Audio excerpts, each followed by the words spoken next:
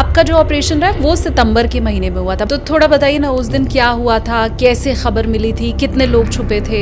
वहाँ पे आरआर के इलाके में मैं क्यूआरटीएनसी के रूप में तैनात था और कंपनी कमांडर साहब ने मुझे बुलाया कि भीम ऐसे ऐसे उस गांव की खबर मिली है और हम 2 पार्टियां बना के चलेंगे और एक को आप कमांड करोगे, दूसरी कमांड मैं खुद करूँगा। हमने जल्दी एक्शन करते हुए जल्दी दोनों टीमों को तैयार किया। जैसे हम इलाके में पहुँचे, घेराबंदी में लगाना शुरू किया। मैंने एक साइड से शुरू कर दिया, एक साइड से कंपनी कमांडर साहब ने शुरू कर दिया। तकरीबन आधा घंटा बाद पार्टी आनी, दूसरी पार्टी पीछे कवर कर रही थी हमारे। उसी टाइम आतंकवादी ने मतलब भागने के इरादे से हमारे ऊपर फायर शुरू कर दिया। हम सिविलियन को बाहर नहीं निकाल पाए थे, तो उसी बीच में से उसने निकला, आतंकवादी निकले घर के अंदर से और उसने फायर शुरू कर दिया। एक हमारे जो कंपनी कमांडर साहब थे उनको गोली लगी, लेकिन हमारी जो टीम है उसने ज़बरदस्त फायर करते हुए मतलब आतंकवादी को दोबारा वापस घर के अंदर घुसने के लिए मजबूर कर दिया।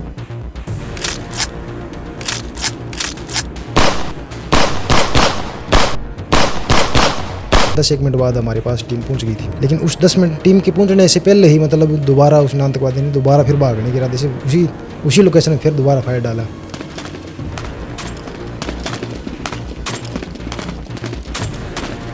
तो वो मुझे दिखाई नहीं दे रहा था, मतलब दूसरी साइड से फायर हो रहे हैं और आपस में फायर चल रहे हैं। तो एक साइड से मतलब थोड़ा झाड़ी वाला सा इलाका था और नाला था साथ में, उस नाले के साथ मैं और मेरा बड्डी पैर गया।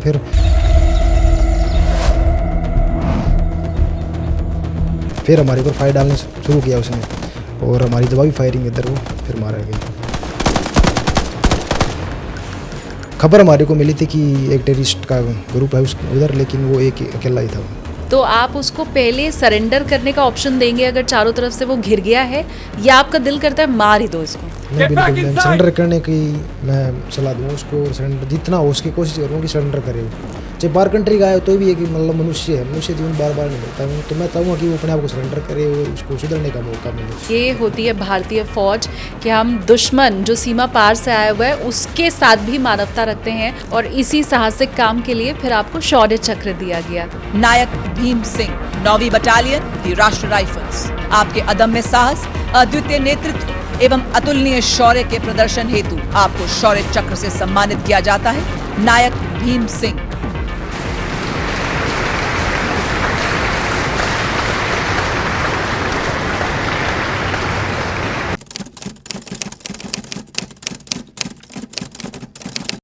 हेलो एवरीवन, अपनी कुर्सी की पेटी बांध लीजिए क्योंकि आप देखना शुरू कर चुके हैं take off with SKT. SKT यानी कि मैं शालिनी कपूर तिवारी। ये जो भारतीय तिरंगा इतनी शान से लहरा रहा है, इसके पीछे है भारतीय सेना और हमारे फौजी भाई। लेफ्टिनेंट कर्नल जपनप्रीत सिंह की वीर गाथा सुनाने के बाद आज आप लोगों के सामने टीम एसकेटी लेकर के आ रही है राजपूताना राइफल से हवलदार भीम सिंह जी को। हम उनसे जानेंगे वो शौर्य गाथा जिसके लिए हाल ही में उन्हें शौर्य चक्र से सम्मानित किया गया। लेकिन उनसे मैं आपको मिलवाऊं उसके पहले ये रिक्वेस्ट कर दूं कि आप अगर हमारा पॉडकास्ट देखते हैं लेकिन चैनल को अभी तक सब्सक्राइब नहीं किया है तो प्लीज चैनल सब्सक्राइब कीजिए। आपके लिए बिल्कुल मुफ्त है, लेकिन आपके सब्सक्राइब करने से हमारी ताकत बढ़ती है और हमारा पहला माइलस्टोन जो कि 1 मिलियन सब्सक्राइबर का है उसके अब हम बहुत नजदीक पहुंच भी चुके हैं। हम इंतजार कर रहे हैं भीम सिंह सर का। जैसे ही वो आएंगे मैं उन्हें दूंगी बोर्डिंग पास।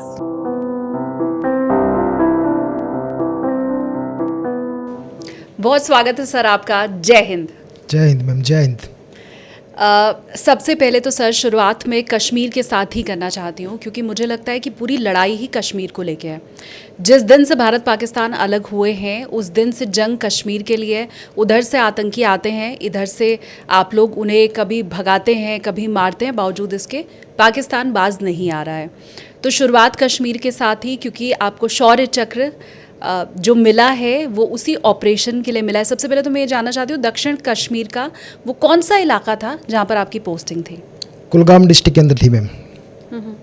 एग्जैक्टली जगह का क्या नाम था? एग्जैक्टली जगह बताऊँ तो मैम कुलगाम डिस्ट्रिक्ट के आसपास का जो भी इलाका है वो पूरे हमारे राष्ट्रीय राइफल के अंदर ही आता था। अच्छा, और थोड़ा मुझे उस जगह के बारे में बताइए ना, क्योंकि हमने तो यही सुना है कि जो साउथ कश्मीर है वो ही प्लेस है टेररिज्म के लिए, टेररिस्ट के लिए। तो ऐसा क्यों है? क्या उस जगह में ऐसा है कि सबसे ज़्यादा आतंकी गतिविधि उधर ही होती है जहाँ पर आपकी पोस्टिंग थी? बिल्कुल मैम, साउथ कश्मीर का जो पूरा इलाका है ना, पूरा पहाड़ी इलाका है साहब, पूरा पहाड़ी इलाका होने के बावजूद मैम वहाँ पे क्या है, मूवमेंट करने में आसानी हो जाती है टेररिस्ट को मतलब। और जो इंडियन आर्मी का सैनिक होता है उनको पकड़ने के लिए मतलब उनको खोजबीन करने के लिए बहुत ही मुदाखलात का सामना करना पड़ता है उनको। कोर्डन घेराबंदी लगाने के लिए जब घेराबंदी लगाने जाएंगे, क्योंकि एक मकान यहाँ पे है, एक थोड़ा और हाइट पे है, 100 मीटर ऊपर है, और कोर्डन दोनों की खबर मिली है कि हो सकता है दोनों घरों के अंदर किसी भी घर के अंदर टेररिस्ट हो सकता है। भी दोनों घरों में से एक घर के अंदर आतंकवादी है। तो उन दोनों घरों को अगर हम कोर्डन घेराबंदी करेंगे तो एक पूरा 200 मीटर हाइट पे जाके हमारे को घेराबंदी करना पड़ेगा। एक नीचे है, एक 200 मीटर हाइट पे जाके मतलब।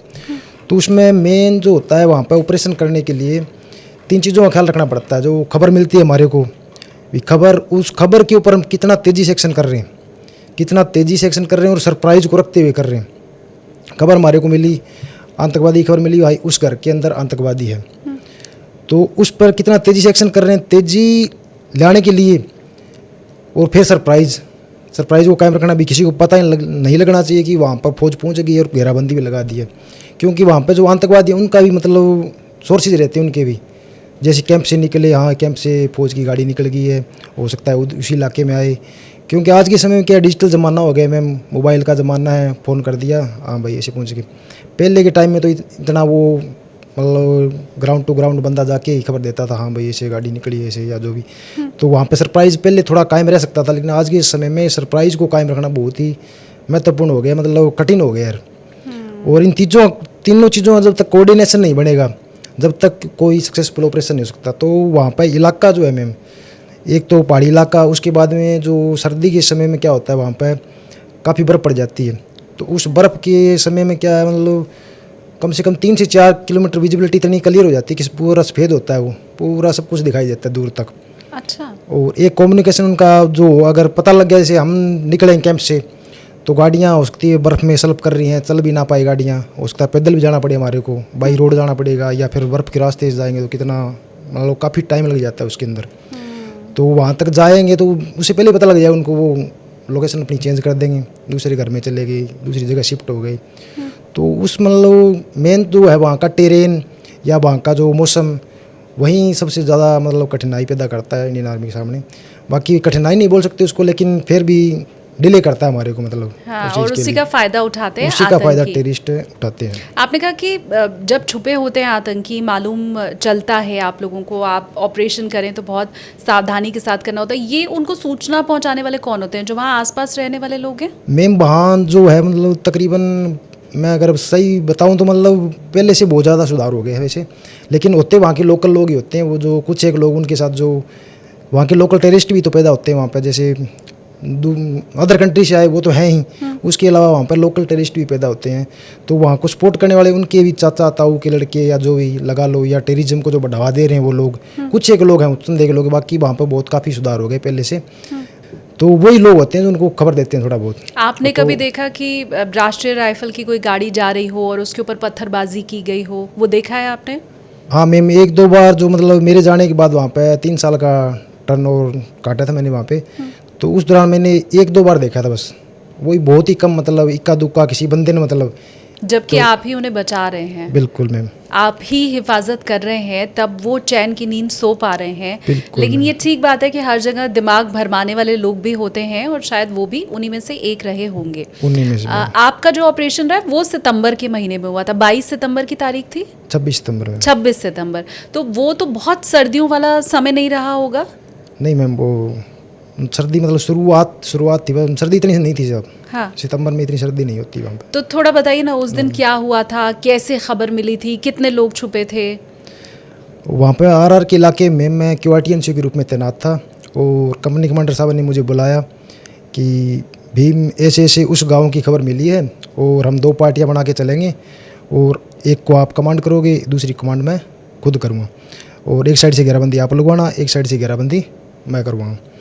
तो हमने जल्दी एक्शन करते हुए जल्दी दोनों टीमों को तैयार किया, उनको ब्रीफ किया प्रॉपर तरीके से भी, किसको कहाँ खड़ा होना है, क्योंकि हम गूगल मैप पे सब कुछ देख लेते हैं भी, हम यहाँ से जाएंगे, आपको यहाँ लगना है, आपको यहाँ लगना है, आपको यहाँ लगना है, और फिर उनको लगाना पड़ता है, जो पार्टी कमांडर होता है वो लगाता है।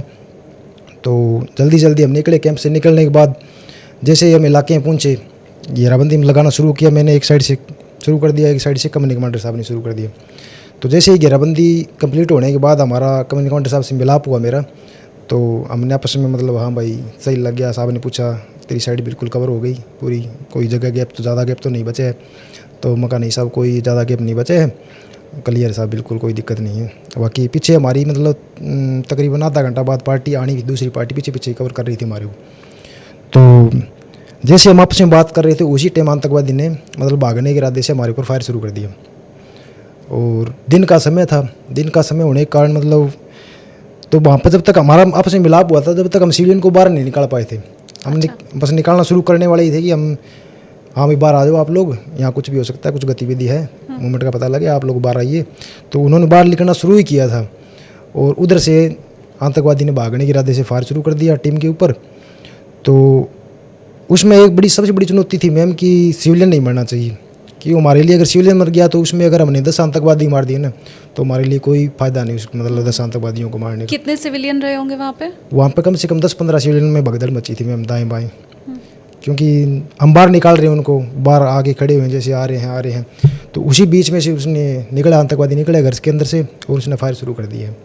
एक हमारे जो कम्युनिटी कमांडर साहब थे उनको गोली लगी, लेकिन हमारी जो टीम है उसने ज़बरदस्त फायर करते हुए मतलब आतंकवादी को दोबारा वापस घर के अंदर घुसने के लिए मजबूर कर दिया, क्योंकि उसने देख लिया था कि हाँ भारी मात्रा में फायर डाल रहे हैं, या तो मेरे को मरना है या फिर भागने तो नहीं देंगे मेरे को। हाँ। तो वो वापस घर के अंदर घुसने के लिए मजबूर हो गया। ये कितने बजे का समय रहा होगा? ये मैम समय था तकरीबन शाम को 6 बजे, 6 मतलब अंधेरा होने ही वाला था? हाँ, तुरंत अंधेरा होने वाले था। और अंधेरे में टास्क और मुश्किल होता है? अंधेरे में तो और मुश्किल हो जाता है मैम, बिल्कुल, क्योंकि अंधेरे में तो कुछ दिखाई भी नहीं दे रहा है मैम। और सिविलियन का ध्यान रखना, कौन सिविलियन है, आतंकवादी है नहीं है। फेरन वहाँ पर क्या फेरन भी पहनते हैं मैम। हाँ। फेरन पहन के अगर सीधा आपके सामने भागता हुआ आ रहा है तो कैसे आप जज करोगे कि आतंकवादी है या सिविलियन है? तो बहुत मतलब ध्यान में रखते हुए चीज़ों को एक्शन लेना पड़ता है मैम उधर। तो उसके बाद जैसे कम्युनिटी कमांडर साहब को गोली लगी थी तो साहब ने बोला अरे भीम गोली लगी यार बोले। तो एकदम से मैं साहब के पास गया और कम्युनिटी कमांडर साहब के बड्डी थे और मेरा बड्डी था, हम चारों एकदम पास गए और मैंने जो मेरा बड्डी था उनको कहा भाई आप ध्यान रखना उसी घर की तरफ और मैं साहब को थोड़ा संभालता हूँ। तो मैंने और साहब की बड्डी ने मिलकर साहब को फर्स्ट एड दिया। फर्स्ट एड देने का काम किया है और बाद में जो ऊपर कम्युनिटी कमांडर साहब ने खुद ही रिपोर्ट दे दी थी ऐसे ऐसे हो गया, हमारा कॉन्टैक्ट हुआ है और आप जल्दी से आ जाइए। तो पीछे टीम आ रही थी हमारी, तो वो कम से कम तकरीबन 10-1 मिनट बाद हमारे पास टीम पहुंच गई थी। लेकिन उस 10 मिनट टीम के पहुंचने से पहले ही मतलब दोबारा उस आतंकवादी ने दोबारा फिर भागने के इरादे से उसी लोकेशन में फिर दोबारा फायर डाला।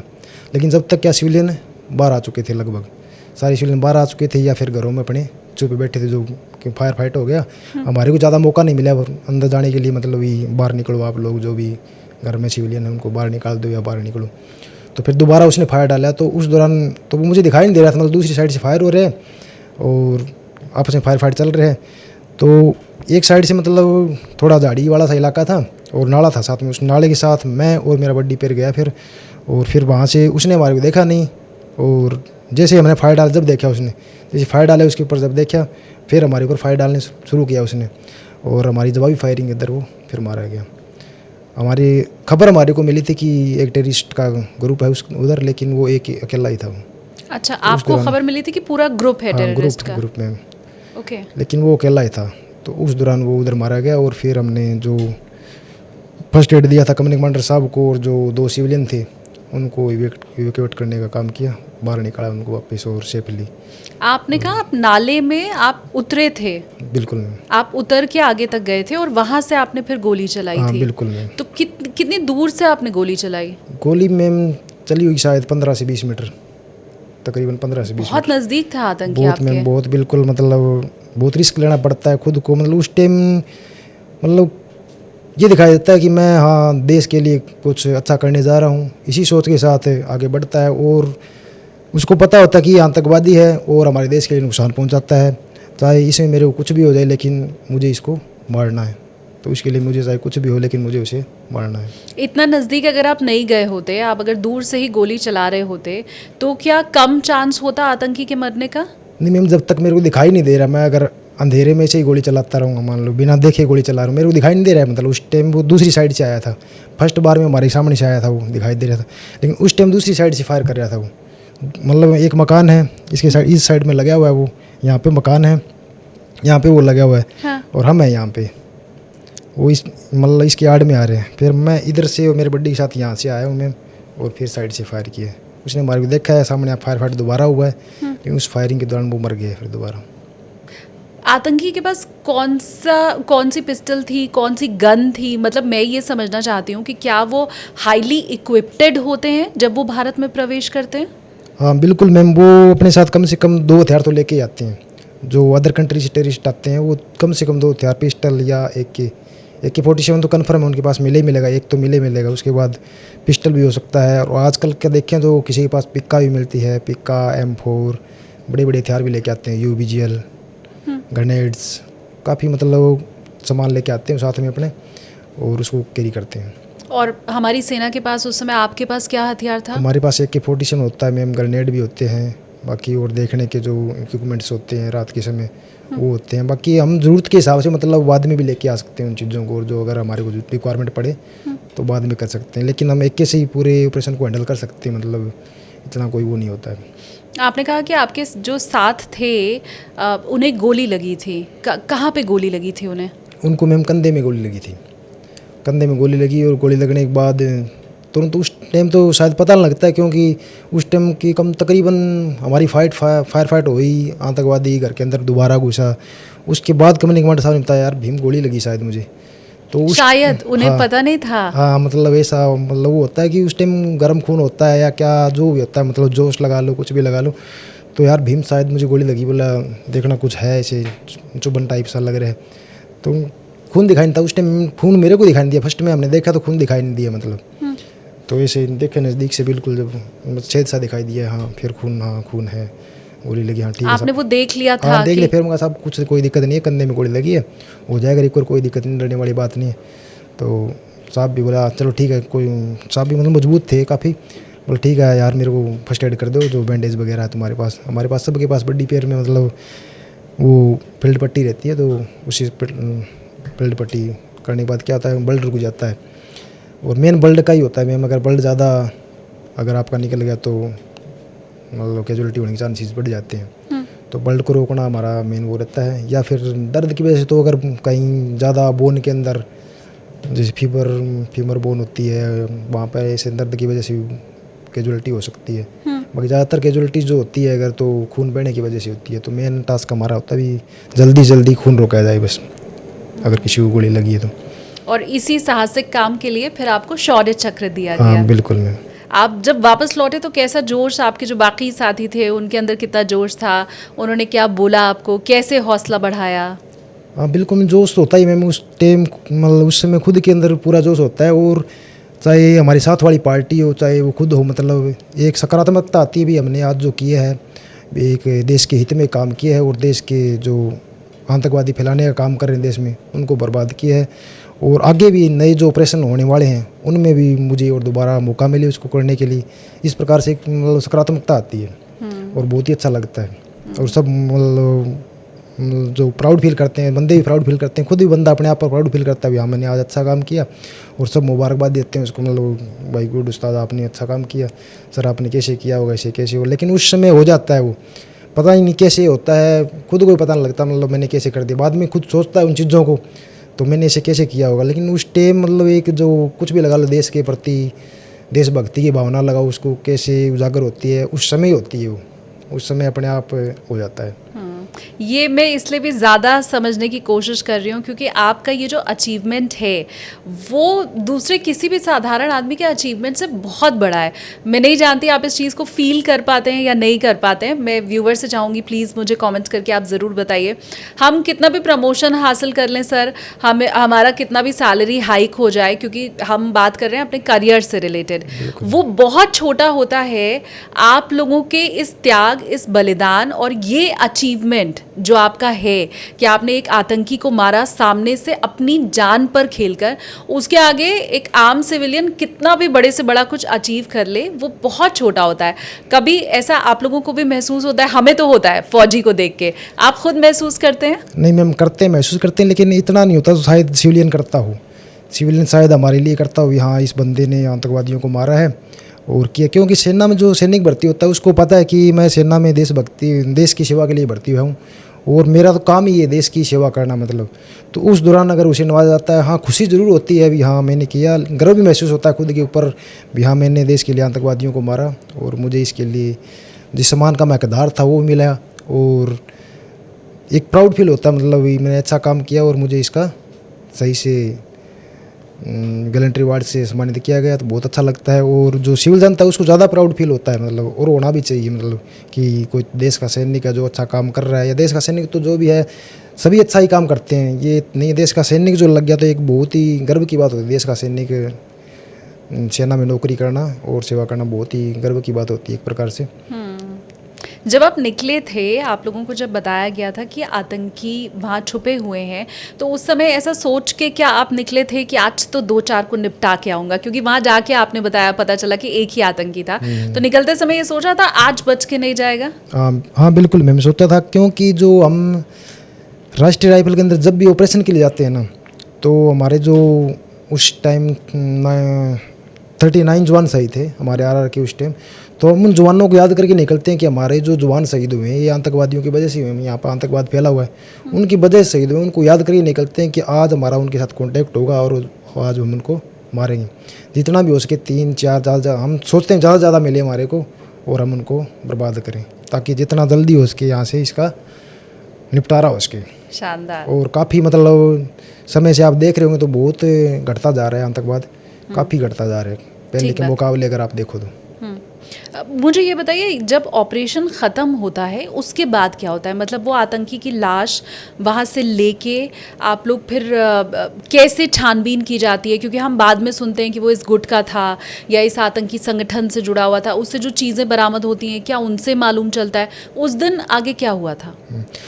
उसमें ऑपरेशन होने के बाद मैम क्या होता है, जो पुलिस वाले रहते हैं हमारे साथ में, तो पुलिस वाले उनको चेक करते हैं, उनका जो भी सामान रहता है उनके पास कौन सा हथियार था या आधार कार्ड वगैरह, उनके पास कुछ ना कुछ पक्का मिलता है आइडेंटिटी, कोई आधार कार्ड हो या कोई और आइडेंटिटी जो भी मतलब उनकी होती है, कुछ ना कुछ आइडेंटिटी पक्का मिलती है। तो उनसे पता लगता है कि वो कहाँ का रहने वाला है, कौन सी गाँव का। और पहले क्या जो वहाँ के लोकल टेररिस्ट होते हैं ना, उनका तो हमारे पहले पता लग जाता है, क्योंकि जो गाँव की लड़का है, किसी घर का लड़का है तो मिस होता है, तो वो घर वाले ही खुद ही मतलब उसमें पुलिस स्टेशन में आके रिपोर्ट लगा देते हैं कि हमारे जो ये लड़का है मिस हो गया। तो उसका हमारे पहले पता लग जाता है कि हाँ ये टेररिस्ट बन चुका है, मिस है तो मतलब घर से बातचीत नहीं हो रही तो वो टेररिस्ट बन चुका है, आतंकवादी ग्रुप में चला गया कहीं। तो बाद में उनके ग्रुप का भी पता लग जाता है, क्योंकि वो सोशल मीडिया के थ्रू खुद भी अपने आप को उजागर कर देते हैं, मैंने ये ग्रुप ज्वाइन किया, या मैं यहाँ हूँ, ये हूँ, वो हूँ, या मैं इसकी जवाबदारी लेता हूँ, मैंने ये करवाया वो करवाया। तो उनसे पता लग जाता है उनके ग्रुप का। हाँ बाद में जो मारे जाते हैं तो उस दौरान आइडेंटिटी मिलती है, तो उनमें 1-2 पक्का, 3 जैसे 3 मारे गए हैं तो एक तो पक्का ही उनमें मेन मिलेगा, कोई न कोई मुखिया जो भी, तो उसे पता लग जाता है हाँ ये HM ग्रुप का था या LAT का था, जेस का था, जो भी मतलब पता लग जाता है ग्रुप का। मुझे बहुत ये अच्छा लगा कि आपने कहा जो लोकल टेररिस्ट थे, आपने टेररिस्ट शब्द का इस्तेमाल किया, क्योंकि मैं जितनी बार भी कश्मीर रिपोर्टिंग के लिए गई हूँ वहाँ के आम लोग तो उनको मिलिटेंट्स बोलते हैं, कोई वहाँ पर आतंकी शब्द इस्तेमाल ही नहीं करता है। और उनके बीच में रह के जब हम रिपोर्टिंग वहाँ पे कर रहे होते हैं तो हमारे ऊपर भी ये दबाव रहता है कि हम आतंकी शब्द का इस्तेमाल ना करें। तो मुझे बड़ा शानदार लगा सर कि मैं जब एक फ़ौजी से बात कर रही हूँ तो उसके लिए भी लोकल टेररिस्ट है और उस पार सीमा पार से आया हुआ टेररिस्ट है, उसके लिए सिर्फ वो टेररिस्ट होता है। टेररिस्ट में बिल्कुल आप ऐसे ही आप लोग आपस में भी ऐसी बात करते हैं? हाँ बिल्कुल मैम, आपस में टेररिस्ट ही बोलते हैं, क्योंकि मैम वहाँ का तो क्या है, मैं जैसे आपको बता रहा था कि कुछ एक लोग हैं जो 5 से 7% लोग हैं जो आतंकवाद फैलाने का काम कर रहे हैं, या उनको मिलिटेंट बोलते हैं, मतलब अपना मसीहा बताते हैं, कुछ एक लोग हैं उधर। लेकिन बहुत से ज़्यादा लोग अभी जो नई यंग जनरेशन है तो उनको हम कैंप के अंदर बुलाते हैं, समझाते हैं भाई कुछ नहीं रखा है इन चीज़ में, लास्ट क्या है, मौत है, मौत के अलावा कुछ नहीं मतलब। और जो टेररिस्ट बनता भी है ना वहाँ पे, तो उसको खुद को भी पता नहीं है, एक्चुअली वो बन भी जाता है, उसको खुद को पता नहीं है कि मेरा आखिरी मतलब मेरे को करना क्या है। उसके जो ऊपर मसीहा बैठे हैं वो बताते हैं आपको यहाँ जाना है, ये करना वो करना, लेकिन एक्चुअली उसको पता ही नहीं है कि मुझे करना क्या, आखिरी मेरा क्या है, मैं किस लिए टेररिस्ट बना हूँ। आपके सामने अगर कोई आतंकी आए तो आप उसको पहले सरेंडर करने का ऑप्शन देंगे अगर चारों तरफ से वो घिर गया है, या आपका दिल करता है मार ही दो इसको? नहीं बिल्कुल मैम, सरेंडर करने की मैं सलाह दूँ उसको, और सरेंडर जितना हो उसकी कोशिश करूँ कि सरेंडर करे वो, क्योंकि ज़िंदगी में एक बार मिलती है। और जिसको मैं मार रहा हूँ क्योंकि वो भी एक भारतीय, मतलब ज़रूरी नहीं है मतलब वो बाहर कंट्री से आया हो सकता है वो भारतीय हो, मान लो चाहे बाहर कंट्री का आया हो तो भी एक मतलब मनुष्य है, मनुष्य जीवन बार बार नहीं मिलता है। तो मैं चाहूँगा कि वो अपने आप को सरेंडर करे और उसको सुधरने का मौका मिले। तो हमारी पूरी कोशिश रहती है, मतलब मेरी भी नहीं, मैं मतलब पूरी जो हमारा जो अफसर साहिबान थे जो भी थे पूरी कोशिश करते थे हम कि जितने भी जो आतंकवादी हमारे घेराबंदी में आते हैं तो पहले सरेंडर करने की कोशिश करें। शानदार, ये होती है भारतीय फौज कि हम दुश्मन जो सीमा पार से आया हुआ है उसके साथ भी मानवता रखते हैं और हम ये मानते हैं कि मानव जीवन एक बार मिला है तो पहले तो हम उसको सलाह यही देंगे कि वो सरेंडर कर दे। और एक दूसरी तरफ आप देखिए जो हमारा पड़ोसी मुल्क है वो तो अपनों की लाश तक लेने यहाँ पर नहीं आते हैं, कई बार ऐसी तस्वीर हमने देखी है। तो यही फ़र्क है भारतीय फौज में और सीमा पार जो बैठे हुए लोग हैं उनमें। सर मुझे ये भी आप बताइए कि और कश्मीर में भी कभी आपकी किसी दूसरी जगह भी पोस्टिंग रही है, कहाँ कहाँ पे? कश्मीर में इसके अलावा कोई पोस्टिंग नहीं रही मैम, ये फर्स्ट पोस्टिंग थी मेरी कश्मीर के अंदर, जो आरआर के अंदर जाने का मौका मिला था मेरे को। इसमें भी मैं मतलब फर्स्ट में जब सेना के अंदर आया तो कुश्ती के अंदर चला गया, उसके बाद बॉक्सिंग के अंदर।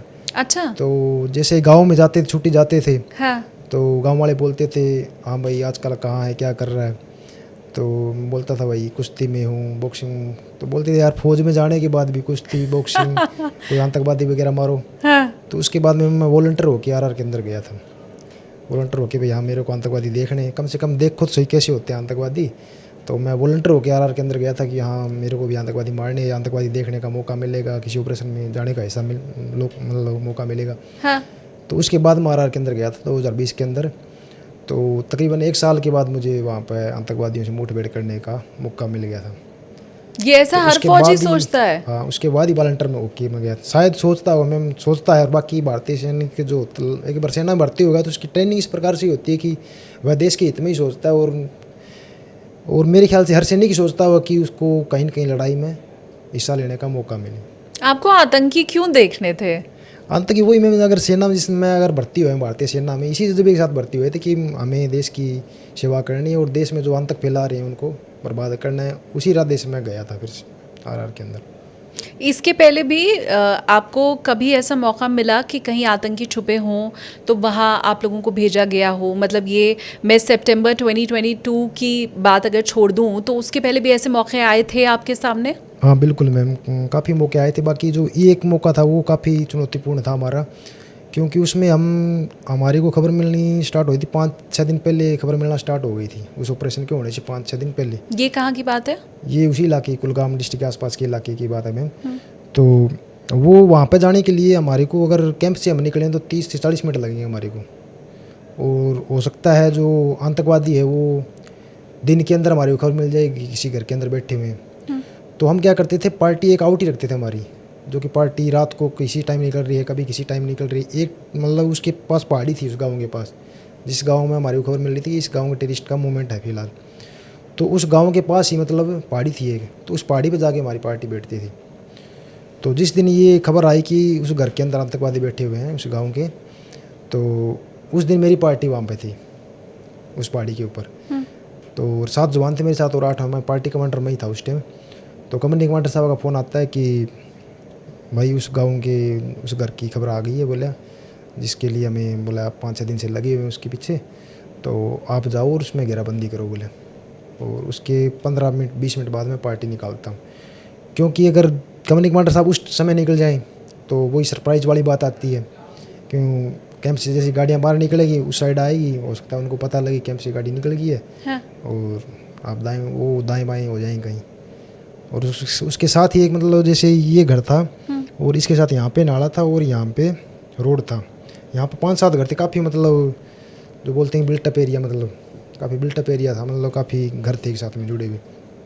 तो उस बीच वाले घर की खबर थी कि इस घर में 3 टेररिस्ट छुपे हुए हैं। तो मेरे को कम से कम 15 से 20 मिनट लगे होंगे बस, 15 से 20 मिनट आपको लगेंगे और 15 से 20 मिनट बाद ही मैं पार्टी निकालूंगा। तो आपको घेराबंदी करने के 20-25 मिनट बाद आपके पास पहुंच जाऊंगा। तो कंपनी कमांडर साहब ने बताया।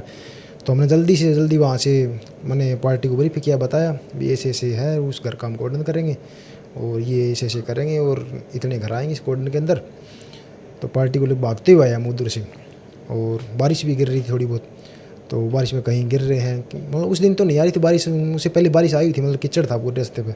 तो रास्ते में हम कई जगह गिरे भी थे, मतलब 1-2 जवान गिरे, मैं भी गिर गया था।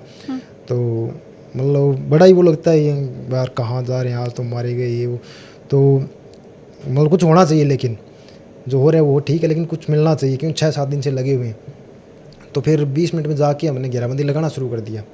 तो जैसे ही मैंने मतलब 8 बंदे थे, 1 2 3 4 5 6 7 सातों बंदा मैं खड़ा करके मतलब थोड़ा आगे बढ़ा हूँ।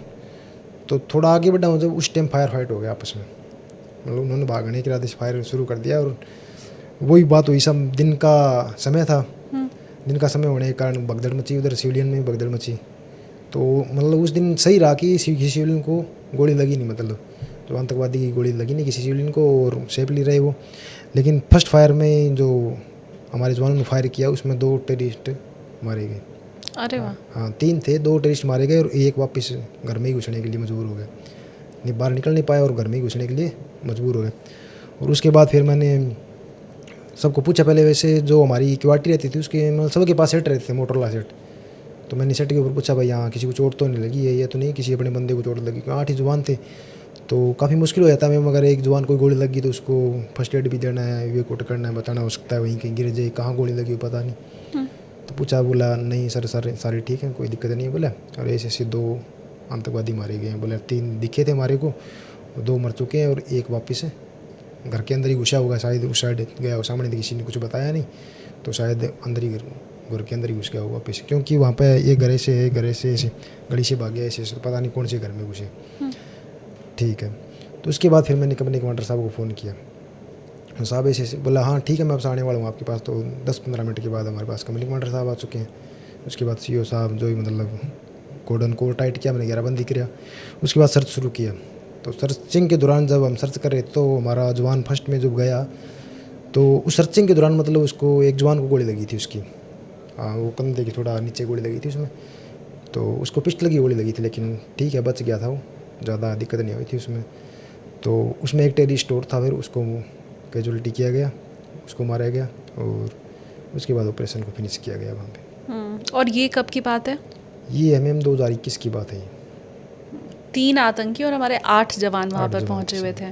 तो खौफ तो मन में नहीं था, ये तो पूछना ही बेमानी है, किसी फौजी से तो हम ये सवाल कैसे ही पूछ सकते हैं, लेकिन आपके सामने आतंकियों के अंदर खौफ ज़रूर होता होगा। बिल्कुल मैम, बिल्कुल। वो भागना शुरू कर देते हैं ऐसी किसी कंडीशन में? बिल्कुल मैम, भागना मतलब उनको जब ऐसे पता लग जाता है हाँ भारतीय सेना आ गई है और आपका घेराबंदी कर रही है, तो उस सिचुएशन में पक्का ही भागना शुरू करते हैं। और जैसे अगर उनको पता लग गया घेराबंदी कर चुके हैं, तो मतलब उनके जहन में हो जाता है आज हमारे को मारना। घेराबंदी अगर हो चुकी है तो उनको पता है भी आज हमारे को मरना, उनके बिल्कुल दिमाग में ये हो जाता है भी आज हमारे को मरना है। जब लेकिन घेराबंदी लगा रहे होते हैं, जब उस टाइम पक्का ही वो भागने को, अगर उनको पता लग गया तो पक्का ही वो भागने की कोशिश करेंगे। उनको पता है अगर अब भाग गए तो भाग गए, नहीं तो ये भारतीय सेना छोड़ेगी नहीं। बिल्कुल मैम, ये खौफ रहता है उनके।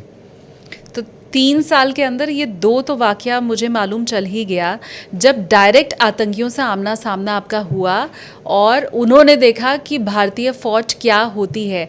लेकिन सर आपने खुद कहा कि अभी हाल के दिनों में कश्मीर में आतंकी घटनाओं में कमी आई है। मैं गया तो उसकी बात की बात आ रहा हूँ, क्यों उससे पहले मेरे को पता नहीं था कैसा क्या था, लेकिन खबरों में सुनते थे कि हाँ आज यहाँ पर पत्थरबाजी हुई। लेकिन पत्थरबाजी का जब मैं बता रहा हूँ आपको कि मतलब पूरे 3 साल के टर्नओवर के दौरान मैंने 2 बार ही देखा था वाक़या वहाँ पे, और ना कभी सुना था मतलब कि मेरी RR के अंदर तो, और 2 बार ही देखा था। वही इक्का दुक्का कोई एक लड़का है, छोटा लड़का है, क्यों उनके जहन में ही हो जाता है वो, जैसे आप बोल रहे हो वहाँ पर लोग बोलते हैं मिलिटेंट बोलते हैं, तो वो उनके जहन में हो जाता है भी हाँ ये, क्योंकि बच्चे को तो वही है जैसा देखेगा वैसा ही वो सोचेगा हाँ ये मारते हैं मैं भी मार दूँ, तो वो वाला है, बस वो हो जाता है। बाकी वहाँ पे इतना वो कुछ नहीं, मैम अभी काफ़ी सुधार रखे हैं। जो आपने महसूस किया है सर वही मैंने भी महसूस किया है। हम धारा 370 ख़त्म होने के पहले जब वहाँ पर जाते थे तो वो उन्हें ऐसा लगता था कि इंडिया से मीडिया आई है, क्योंकि हम दिल्ली से जाते थे वहाँ पे, तो उनको लगता था कि इंडियन मीडिया आई है। लेकिन 370 ख़त्म होने के तुरंत तो नहीं, 2 साल 3 साल के बाद मैंने ये महसूस किया जब मैं श्रीनगर गई। ऑनेस्टली इतने अंदर तक तो मैं कभी रिपोर्टिंग के लिए नहीं जा पाई, लेकिन श्रीनगर से जब मैंने रिपोर्टिंग की तो तब तक वो भावना उनके दिल में आ गई थी कि ठीक है मीडिया वाले आए हैं, उनके लिए वो बहुत नॉर्मल हो गया था। तो बिल्कुल जो चीज़ आपने महसूस की है वही मैंने महसूस की है, लेकिन जो ख़तरों के खिलाड़ी आप बने हैं, आतंकियों को सामने से देखा है और लोहा भी लिया है, उन्हें मारा भी है, वाकई hats off to you sir. हम तो बस किताबों में ही पढ़ पाते हैं। बड़ा मुझे गर्व महसूस हो रहा है, सौभाग्य महसूस हो रहा है कि मैं आपके सामने बैठ के बात भी कर पा रही हूँ, आपसे सवाल भी पूछ पा रही हूँ। अब मुझे आप ये बताएं कि कुश्ती वुश्ती अभी चल रही है, हरियाणा से आप हैं? अभी तो मैम पिछले 2024 में की थी, पिछले साल की थी मैंने 2024 लास्ट के अंदर। हाँ। तो उसमें भी डिवीजन लेवल पे फर्स्ट हुआ था मैम मैं, और हमारी जो बटालियन की टीम थी उसने ट्रॉफी उठाई थी। अच्छा। तो हाँ काफ़ी अच्छा लगा मैम, क्योंकि आर से मतलब 3 साल का टर्नओवर करने के बाद 3 साल तक मैंने कोई कुश्ती नहीं की थी। उसके बाद 3 साल के बाद दोबारा गेम में ज्वाइन होना और फिर बटालियन की ट्रॉफी उठाना, मतलब काफ़ी अच्छा लगा मैम। तो ये कैसे होता है कि हरियाणा के लोग ही हमेशा ट्रॉफी उठा लेते हैं, हरियाणा के लोग ही हमेशा कुश्ती में जीत जाते हैं, कैसे होता है? ये मैम क्या होता है, वहाँ की मिट्टी लगा लो या वहाँ का रहन सहन लगा लो। ये क्या है, हमारा किसान कल्चर है मैम, हरियाणा ज़्यादातर किसान कल्चर से आते हैं, किसान जाट राजपूत परिवार से बिलोंग करते हैं। तो हमारे क्या परिवार के लोग ज़्यादातर या तो कुश्ती करेंगे गेम में, मतलब गांव में चलता है, जैसे कहते हैं ना माहौल का फ़र्क पड़ता है। बोला ये अच्छे माहौल में नहीं रहता, ये इस माहौल में रहता है, उस माहौल। तो वहाँ का हमारा माहौल ही ऐसा था। शाम को अगर जाओगे आप हमारे हरियाणा के किसी गाँव में, मतलब तो कोई कुश्ती खेलता मिला, कोई कबड्डी खेलता मिलेगा, कोई बॉक्सिंग कर रहे हैं, तो उनको देख के मतलब जो बच्चे हैं वही बात होगी, जो बच्चा देखता है वही करता है। तो वहाँ पे मतलब देखने को यही मिलता है।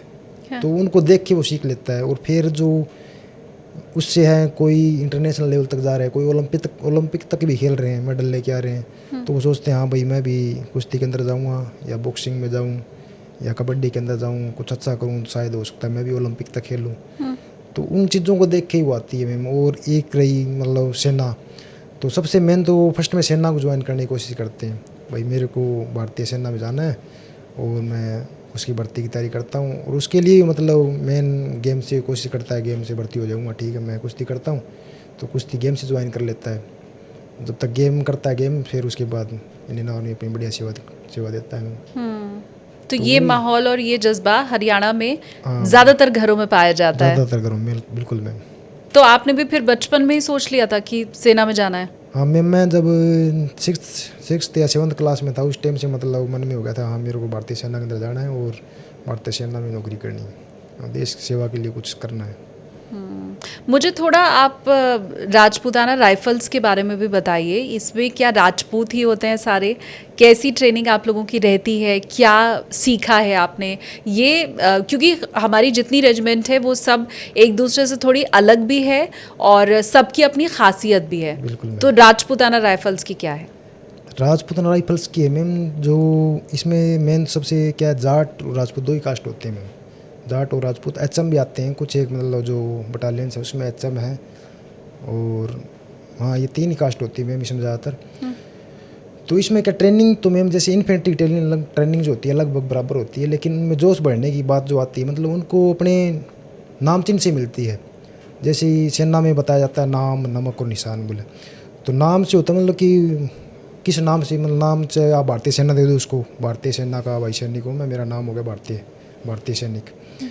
नमक हो गया, जिस नमक किसका खा रहा हूँ, जिस बटालियन में मैं सेवा कर रहा हूँ, जिसका खा रहा हूँ मतलब वो नमक आ जाता है। फिर निशान आता है, निशान रेजिमेंट, आपकी रेजिमेंट क्या है, आप किस रेजिमेंट से बिलोंग करते हो। जैसे मेरी राजरीफ रेजिमेंट राजपूताना राइफल्स, तो उसको एक मतलब लोगो दिया जाता है। जैसे हमारा लोगो वीर हो गया वसुंधरा की, मतलब जो वीर होता है वही भूमि के सुखों का आनंद लेता है। वीर भोग्य वसुंधरा, हाँ जो मतलब वीर होता है वही भूमि के सुखों का आनंद लेता है। तो ये हमारा मोटो है मैम। और फिर जब भी हम कोई युद्ध घोष या कोई अच्छे कार्य के लिए या किसी ऑपरेशन के लिए जाते हैं, तो हम क्या मतलब हमारा युद्ध घोष है राजा रामचंद्र की जय। तो हम जहाँ भी जाते हैं 3 बार राजा रामचंद्र की जय और 3 बार भारत माता की जय बोलने के बाद अगर एक राजरीफ के सैनिक हो ना, तो आप मतलब आइटम बम बोलते हैं, जो आइटम बम लगा के अगर कहीं भी कूदा दें तो वहाँ कूदने के लिए भी तैयार हो जाता है वो। ये खासियत होती है राजरीफ के सैनिक की। राजा रामचंद्र की जय। 3 बार राजा रामचंद्र की जय और 3 बार भारत माता की जय बोलने के बाद मतलब इस प्रकार से रोंगटे खड़े हो जाते हैं कि चाहे मेरे को देश के लिए कुछ भी करना पड़े, जान की बाजी लगानी पड़े, कुछ भी करना पड़े, वहाँ तक जाने के लिए तैयार हो जाता है सैनिक। अभी आपकी पोस्टिंग कहाँ पर है? अभी मैं मेरी पश्चिम बंगाल में। और पश्चिम बंगाल के अलावा कश्मीर के अलावा कहाँ कहाँ पोस्टिंग रही है? कश्मीर के अलावा मैम पश्चिम बंगाल, उसके पहले थे हम बीकानेर, उससे पहले आसाम में थे, उदयपुर थे, 4-5 जगह पोस्टिंग। वेस्ट बंगाल में क्या चुनौतियाँ हैं? वेस्ट बंगाल में भी कहाँ पे पोस्टिंग है? वेस्ट बंगाल में इधर बिन्नागुड़ी में। ठीक है, वहाँ पर कैसा माहौल है? और थोड़ा एक्सपीरियंस बताइए ना। कश्मीर का तो हमने काफ़ी कुछ सुना, अभी कैसा है? कश्मीर का वहाँ में जो वेस्ट बंगाल में अभी हम पीस टाइम में है, मतलब जो बोलते हैं पीस टाइम, जैसे हिसार लगा लो आप, अम्बाड़ा लगा लो, पीस लोकेशन है मतलब एक प्रकार का।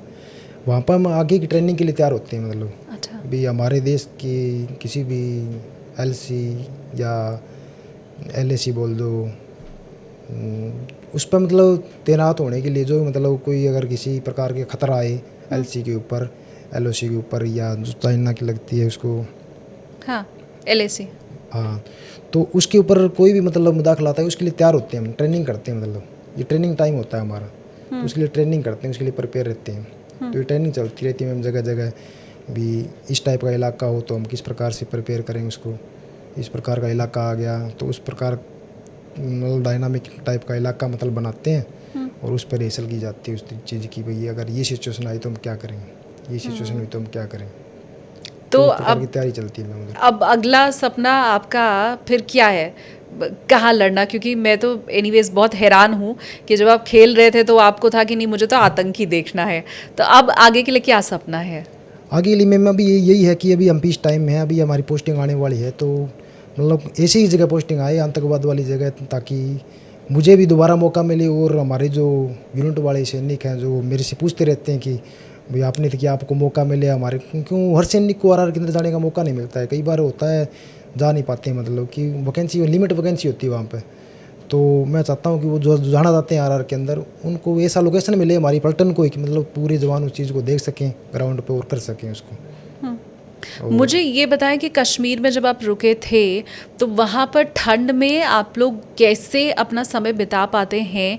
क्योंकि एक तो आप घर से दूर रहते हैं, मैं तो ऑनेस्टली दिसंबर के महीने में श्रीनगर में थी और मेरी तो हालत ख़राब हो गई थी सर। सुबह 7 बजे उठ के रिपोर्टिंग करनी थी क्योंकि वहाँ की जो लोकल बॉडी का इलेक्शन था वो कवर करने के लिए मैं पहुँची हुई थी, और इलेक्शन टाइम तो हम सुबह 6 बजे से रिपोर्टिंग शुरू कर देते हैं।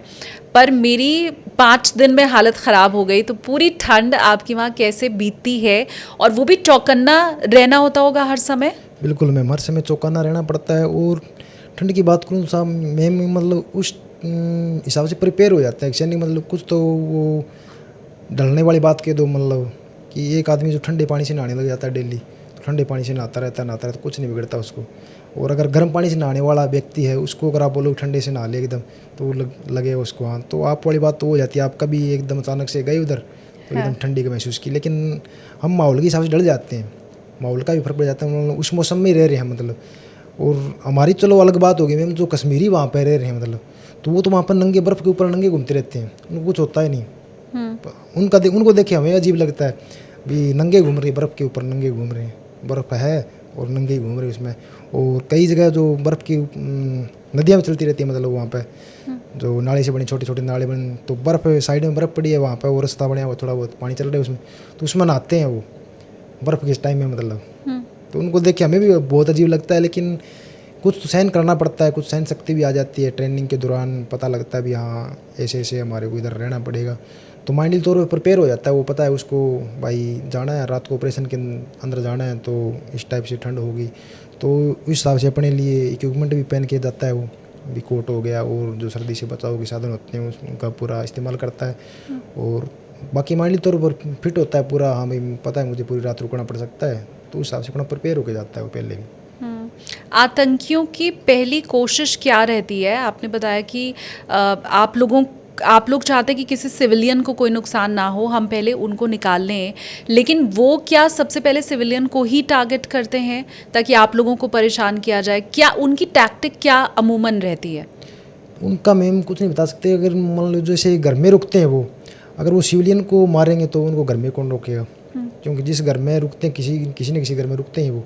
अगर सिविलियन को वो मारने लगे वहाँ पे तो घर में, हाँ जब भागते हैं उस टाइम वो नहीं देखेंगे, क्यों हमने देखा है ग्राउंड के ऊपर जब भागते हैं उस टाइम नहीं देखते वो आगे सिविलियन खड़े हैं कौन खड़े, उनको फायर करना है बस। भागते समय वो फायर पक्का मारते हैं, चाहे वो सिविलियन हो सामने कोई हो अंधाधुंध, बस आंख बंद करके फायर मार देते हैं। और उनको मेरे को नहीं लगता उनकी कोई शिकलाई होती होगी, कुछ होता होगा। उनकी कोई शिकलाई नहीं है। बस जब हम घेराबंदी करते हैं उस दौरान उनको पता लग गया, हाँ भाई घेराबंदी करी भारतीय सेना, तो उस टाइम भाग गए तो भाग गए, नहीं तो भाग तो पाएंगे नहीं, पता है मरना ही है। बस उनकी शिकलाई ये कि ग्रेनेड फेंकना और फायर करना, बस आंख बंद करके। उसमें सामने कोई सिविलियन हो चाहे कोई भारतीय सैनिक को, कोई हो, उनको कोई मतलब नहीं है ना। उनकी मैं कोई ट्रेनिंग मानता, मैंने ऐसा कोई ट्रेनिंग वाला वो उनका नहीं देखा भी उन्होंने कोई ट्रेनिंग के लिहाज से जज्बा दिखाया हो, भाई कुछ चुनौती दी हो। भारतीय सेना के सामने कोई चुनौती नहीं है वो मतलब आतंकवादी की सब। भारतीय सेना के सामने कोई चुनौती वो नहीं है। नहीं। ये आवाज़ मुझे लगता है दूर तक पहुंचनी चाहिए, सीमा पार तक ज़रूर पहुंचनी चाहिए कि भारतीय सेना के सामने आप लाख, आपको लगता है आप हर्डल्स पहुंचाने की कोशिश कर रहे हैं, लेकिन हमारे देश का वीर जवान कह रहा है कि भैया ना तो उनकी ट्रेनिंग होती है ना कुछ रहता है, तुम हमारे सामने कुछ चुनौती वनौती नहीं हो। ऐसी स्थिति में जब आप पहलगाम जैसी कोई घटना सुनते हैं तो फिर क्या दिमाग में आता है? हाँ बिल्कुल मैम, वो एक प्रकार की रोंगटे खड़े कर देने वाली बातें होती है, क्योंकि जब उनको पता है भी ये नेत्थे हैं बिल्कुल, उनको किस लिए मारना। मतलब जैसे मैंने बताया कि अगर कोई सरेंडर करना चाहे मतलब हम तो सरेंडर भी करवाते हैं उनको, और उन्होंने धर्म के नाम पे मतलब उनको मारा, देख देख के मारे, मतलब कि ये हिंदू है मुसलमान है, देख देख के पूछ पूछ के नाम पूछ पूछ के मारे। तो बड़ी ही मतलब कायराना हरकत की थी उन्होंने। अगर लड़ना हो तो सीधा लड़ो, चलो ठीक है, वो कर रहे हैं आतंकवाद फैला रहे हैं, मतलब आतंकवाद फैलाने वाली बात है मैम, कोई परेशानी नहीं कश्मीर के अंदर, मतलब किसको क्या परेशानी, लेकिन वो दूसरा देश है वही करवा रहा है, ये सारी चीज़ें उनकी वजह से हो रहा है ये, बाकी कोई वो नहीं है। लोकल टेररिस्ट है तो वो मैंने आपको बताया था कि उनको कुछ पता ही, लोकल जो बन रहे हैं उनको पता ही नहीं मेरा टारगेट क्या है, मुझे करना क्या है, मैं किस लिए टेररिस्ट बना हूँ। बस उनको बता दिया कि आप बस भारत के गुलाम हो और ऐसे ऐसे हो रहा है, भारतीय करे वो करे, कोई बन गया, उसको पता ही नहीं मेरे को करना क्या है। भाई मैं भारत का गुलाम आज़ाद कैसे होऊंगा मैं, मतलब गुलामी वाली उनके साथ क्या हो रहा है कि वो भारत के गुलाम समझ रहे हैं अपने आप को। सारी सुविधा मेरे ख्याल में जो और स्टेटों में सुविधा है उनसे ज़्यादा ही सुविधा मेरे ख्याल में JNK में मिलती होगी, जो भी वहाँ पे सर्वाइव कर रहे हैं JNK के अंदर, चाहे वो कोई भी हो। पर इन लोगों का कोई इलाज नहीं है? मतलब हम अगर ऐसा कोई कुछ कर रहा है, पत्थरबाजी अगर कोई कर रहा है, तो हम क्या उन्हें सबक सिखा सकते हैं? कोई कानून ऐसा है कि हम उन्हें जेल में डाल दें या उनके साथ कुछ करें? नहीं मैम, वो पुलिस वाले हो सकता है कोई कानून हो उनका, लेकिन मेरे हिसाब से जो हम करते हैं वो करते भी हम। जो युवा है उनको हम कैंप के अंदर बुलाते हैं, जो नौजवान है 15 से 20 साल की उम्र की, क्योंकि जो टेररिस्ट बनता है वो 15 से 20 साल का, मतलब 17-18 साल की काफ़ी बड़े हुए हैं, तो 20 साल की तकरीबन एज में बनता है वो। तो उस एज के जवानों को हम कैंप के अंदर बुलाते हैं और समझाते रहते हैं कि भाई कुछ भी हासिल नहीं होना इस चीज़ को, मतलब इस चीज़ को बरकरार रखो तो भी कुछ हासिल नहीं होना है। बरकरार रखते हुए आपने देख लिया कब से, मतलब जब भारत आज़ाद हुआ जब से लेकर चल रहा है सिस्टम जो भी, तो जब से ऐसा ही चल रहे हैं, ऐसा ही होना है, ऐसे हासिल होते रहो, बढ़ते रहोगे आप लोग, मरते रहोगे बढ़ते रहोगे, हासिल कुछ नहीं होना इस चीज़ का, असर एक ही है मौत आपकी। तो कोई वो नहीं रखे इस चीज़ के अंदर, आप अपने आप को मतलब पढ़ाई की तरफ ध्यान दीजिए और अपना जो भी है काम करना हो, अपन भारतीय नागरिक होने के नाते आप अपना फर्ज निभाइए और अपना काम कीजिए अच्छे तरीके से। तो वो एक मतलब हम सद्भावना भी करते हैं, गांव-गांव में जाते हैं, गांव में घूमते हैं, सबसे मिलते हैं, आपस में मेल मिलाप बढ़ाने की कोशिश कर रहे हैं, मतलब कि भी वो हमें समझे, हम उनको समझें और वो अपने आप को एक भारतीय नागरिक समझे और अच्छे नागरिक की तरह इस देश में रहे और आतंकवाद को मतलब दूर करने की कोशिश करें। आपको कभी सामने से किसी ने आकर के किसी कश्मीरी ने ऐसा कुछ बोला जो आपको हर्ट हुआ हो, या आपके पीठ पीछे आपने सुनी हो, ऐसी कोई बात कभी हुआ है? नहीं मैम, ऐसा तो कुछ नहीं हुआ कभी भी, मतलब हाँ पीठ पीछे की बात करूँ तो सुनने में आता था कई बार, जैसे खून खोलेगा मैं, लेकिन वहाँ पे क्या माहौल को देखते हो, मतलब क्योंकि वहाँ का माहौल ही इस प्रकार का है, क्यों जो सही लोग हैं वो भी डरते हैं ना उस चीज़ से, जो सही है वो भी तो डर रहे हैं उस चीज़, डर के मारे ही तो नहीं बोल पा रहे वो।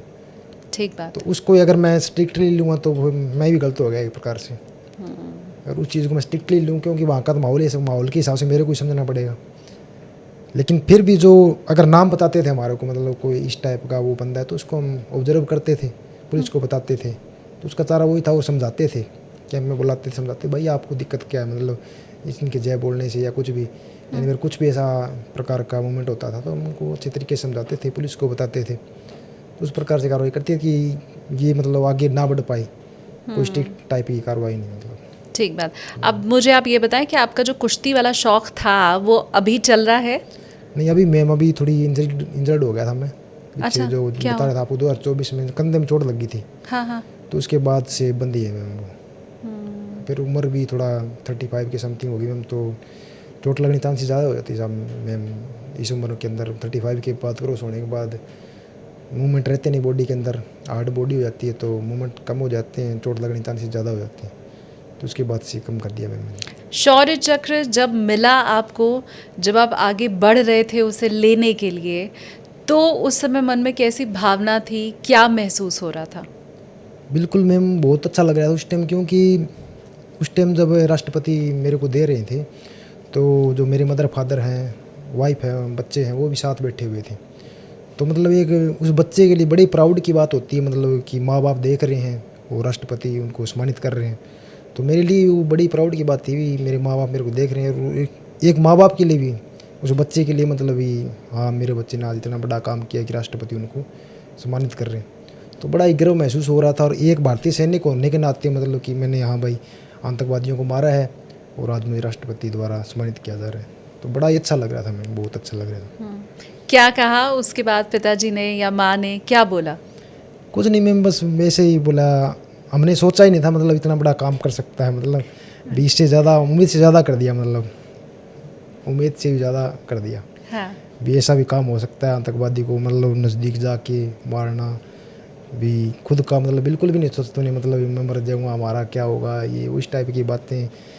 तो मैंने ही बोला हाँ कुछ नहीं होता उस टाइम, मतलब पता नहीं लगता कि कैसे कर जाता है आदमी उस टाइम। बस सिचुएशन इस टाइप की निकलती है कि जैसे सांप को गोली लगी तो एकदम हो जाता है, हाँ सांप को गोली लगी, कैसे लगी, क्यों लगी, मैं मार दूँगा इसको, ये कर दूँ, तो उस टाइम मतलब होता है ये। जब आपके साथी को गोली लगती है या आतंकवाद, जैसे पता भी आतंकवादी है तो आतंक फैला रहा है हमारे देश में, तो उसको मारने के लिए मतलब भारतीय सैनिक किसी भी हद तक जा सकता है, वही हमने किया था ma'am.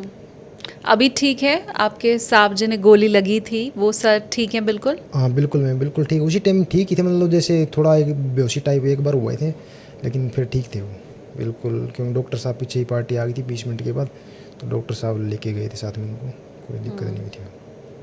Thank you so much sir, आपने हमें इतना टाइम दिया। मेरी तो बहुत सारी शुभकामनाएं आपके साथ हैं। आपको एक अवार्ड मिला, अनेकों पुरस्कारों से आप सम्मानित होते रहें।